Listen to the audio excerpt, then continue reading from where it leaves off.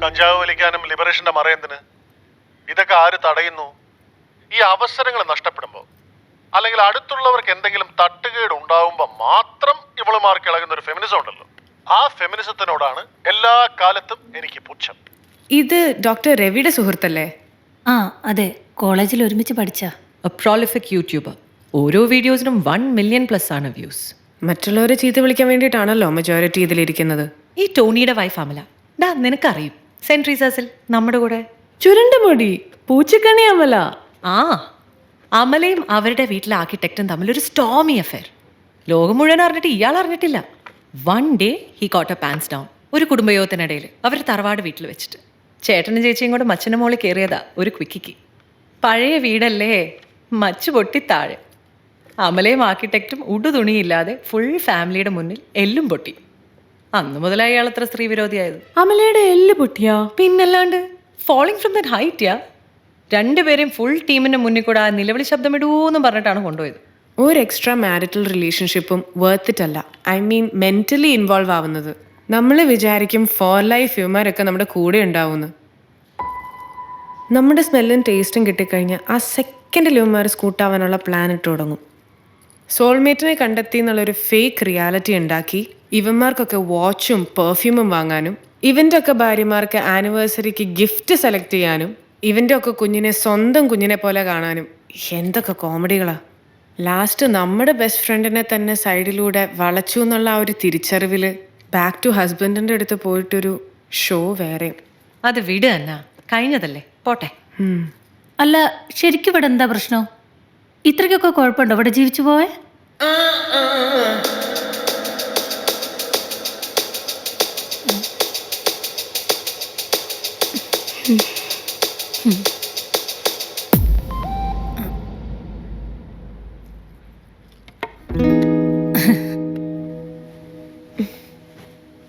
അതെ, നമ്മുടെ ചേച്ചിക്ക് എന്തോ പറ്റിയിട്ടുണ്ട്. എവിടെയോ എന്തോ ഒരു കുഴപ്പം. യു മീൻ മാഡം പള്ളിയിലെ യഥാർത്ഥ മനോരോഗി? ഒന്നെങ്കിൽ കിങ് ആത്മഹത്യ ചെയ്യും, അല്ലെങ്കിൽ നകുലിനെ കൊല്ലും. നമുക്ക് നകുലനെ എങ്കിലും രക്ഷിച്ചേ പറ്റൂ.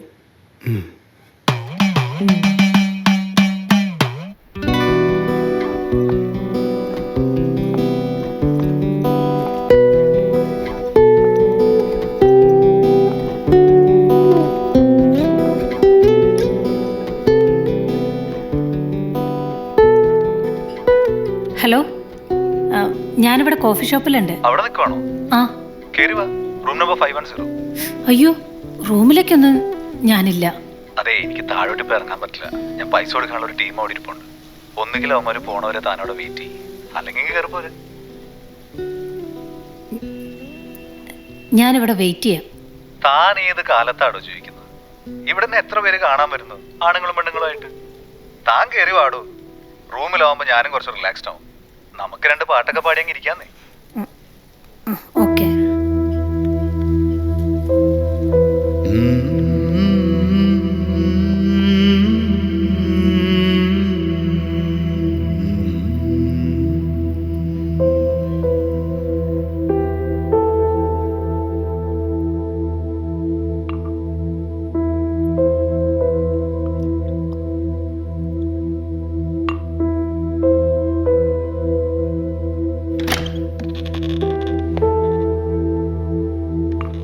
ഡോക്ടർ രവി. അറിയാം.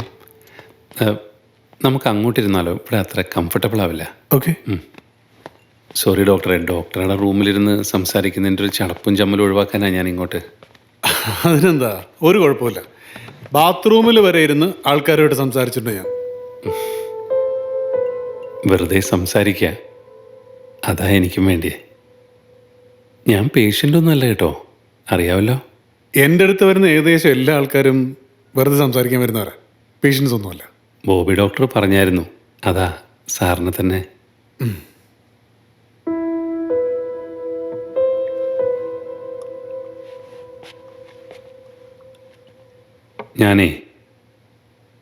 ഞാനൊരു കഥ പോലെ പറയാം. നെൽസൺ മാത്യു എന്ന എൻ്റെ പേര്. 43 വയസ്സ്. ഇടുക്കിയിലെ മുള്ളന്തണ്ടിലാണ് ജനിച്ചത്. അവിടെ തന്നെ ചെറിയ റോഡ് കോൺട്രാക്റ്റൊക്കെ ആയിട്ടാണ് തുടങ്ങിയത്. അയ്യോ ഞാൻ ചോദിക്കാൻ മറന്നു. എന്നതാ കുടിക്കാൻ? ഞാൻ ബ്രാൻഡിയാ. ഒന്നും വേണ്ട. അല്ലെങ്കിൽ ഒരു നാരങ്ങ വെള്ളം നിർബന്ധമാണെങ്കിൽ. ജയ, കിട്ടുവിനോട് പറഞ്ഞിട്ടേ ഒരു ഫുൾ നാരങ്ങ പിഴിഞ്ഞ് ലൈം ജ്യൂസ്. ആ, സ്ഥിരമായി വരാറുള്ള സ്ഥലമാണെന്ന് തോന്നുന്നു.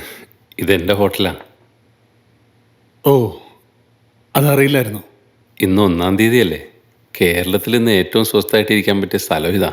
അതാ ഞാൻ ഇങ്ങോട്ട്. യെസ് നെൽസൺ, പറയൂ. നല്ല ജീവിതമായിരുന്നു സാറേ. ചെറിയ നിലയിൽ നിന്ന് കയറി കയറി വന്ന് ഇങ്ങനൊക്കെ ആയി. നല്ല വരുമാനം, നല്ല ഭാര്യ, കുട്ടികൾ, നല്ല വീട്, കാറുകൾ, എല്ലാം നല്ലതായിരുന്നു. ഓ, ഐ എം സോറി, ഞാൻ സൈലൻ്റ് ആക്കാം. അല്ലല്ല, എടുത്തോ, സംസാരിച്ചോ, കുഴപ്പമില്ല. അങ്ങനല്ല, അത് പാടില്ല എന്നാണ്. പറയൂ. 2 മാസങ്ങൾക്ക് മുൻപാണ്, കൃത്യമായി പറഞ്ഞ കഴിഞ്ഞ ന്യൂ ഇയറിൻ്റെ അന്ന്, നമ്മുടെ ഇവിടെ ഹയാത്ത് ഹോട്ടലിൽ വെച്ചൊരു പാർട്ടി. അവിടെ വെച്ച് ഞാൻ നമ്മുടെ ആക്ടർ അർജുൻ ദാസിനെ പരിചയപ്പെടുന്നു. ഞങ്ങൾ പെട്ടെന്ന് അങ്ങ് സെറ്റായി. പുള്ളി ഇടുക്കിക്കാരനുമാണല്ലോ.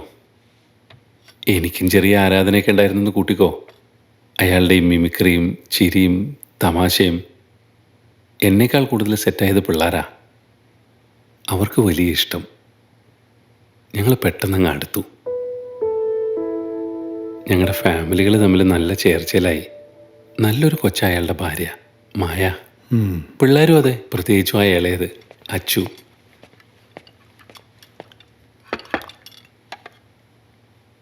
താങ്ക്സ്.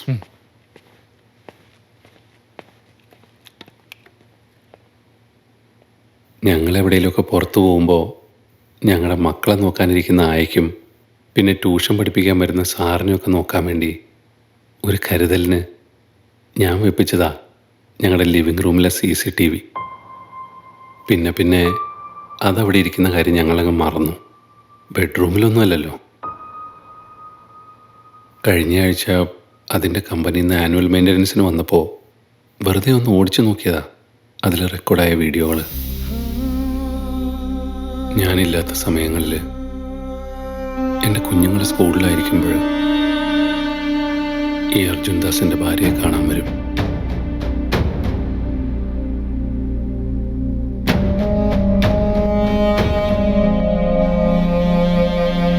എൻ്റെ ഭാര്യയെ കാണാൻ ഇച്ചിരി നല്ലതാണ് സാറേ. പാവപ്പെട്ട വീട്ടിലായിരുന്നു. പക്ഷെ കാണാൻ നമ്മുടെ പഴയ ശോഭനയുടെ ഒരു സൈഡ് കട്ടൊക്കെ ഉണ്ട്. കാണാൻ മാത്രമല്ല സാറേ, അവൾ നല്ലതായിരുന്നു. ഇവനാ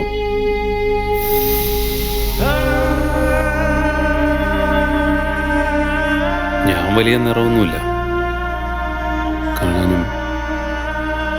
അവൻ 6 പാക്കാ, ഗ്ലാമറാ, തമാശയൊക്കെ പറയും.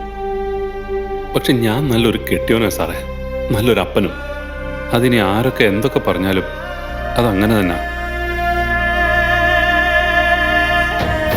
ഈ 2 മാസം കൊണ്ട് അവൻ എൻ്റെ അടുത്ത സുഹൃത്തായതാ. എനിക്ക് വലിയ ആത്മാർത്ഥതയായിരുന്നു സാറേ. അവൻ എന്നോടിങ്ങനെ,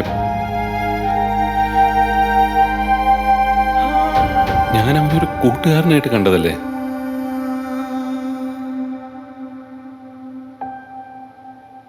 സാറേ, ഡോക്ടറെ, ഞങ്ങളെന്നും മക്കളോട് ഒരുമിച്ചിരുന്ന് TV കാണാറുള്ള ഞങ്ങളുടെ സോഫയിൽ അവർ രണ്ടുപേരും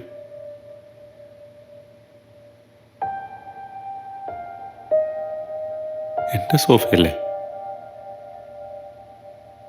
ഞങ്ങൾ രണ്ടുപേരും ഒരുമിച്ച് പോയി വാങ്ങിച്ച സോഫയാ. ഇവിടെ അടുത്തുനിന്ന് എൻ്റെ ബെഡ്റൂമിലവൻ, എൻ്റെ ബാത്റൂമിലവൻ കുളിച്ചിട്ടുണ്ടാവും. ഞങ്ങളുടെ ടൗലും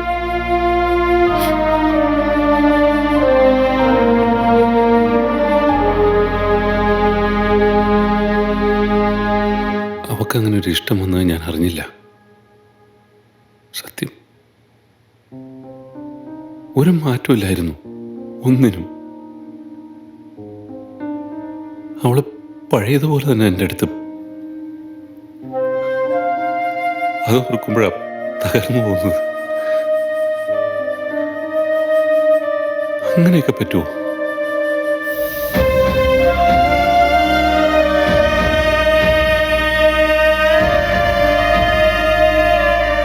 പിള്ളേരുടെ കാര്യം ഓർക്കുമ്പോഴാ.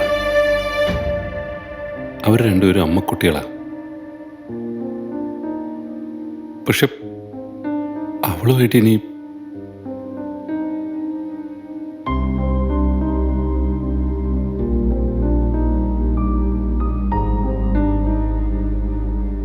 അവക്കിപ്പോ അവന്റെ മണോ?